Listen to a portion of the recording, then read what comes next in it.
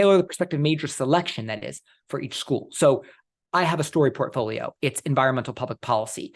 But depending on the school, there are a variety of different ways I might be able to position the students' engagement to fit a more specific major, or maybe they don't even have the specific major heading. For example, a lot of times we build public health stories.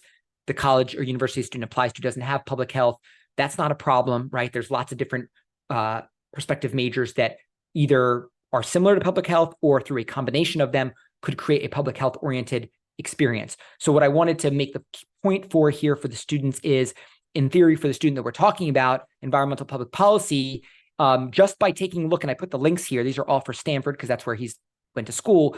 These are all the different majors that we had talked about as a possibility, even though this is, 11th grade, he had done all his work already, he had a fantastic story.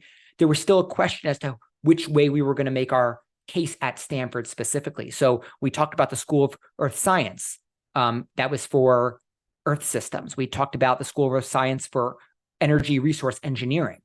We had talked about the School of Engineering for environmental systems engineering. We talked about the School of Humanities and Sciences for just public policy. And we talked about the School of Humanities and Science for urban studies. All of those were considered. We ended up in the Earth systems. He was interested in the Earth science. And, that was kind of a last minute decision because he totally could have made the case on the science side, on the economic side, and probably on the policy side, or definitely on the policy side. So he had his pick. Sometimes students don't have their pick, right? It's more obvious based on the elements of engagement that we have to choose this direction. So this is a process that we go through, even though we have a broad direction through each university, to make sure that we are choosing the right prospective major and giving the student the best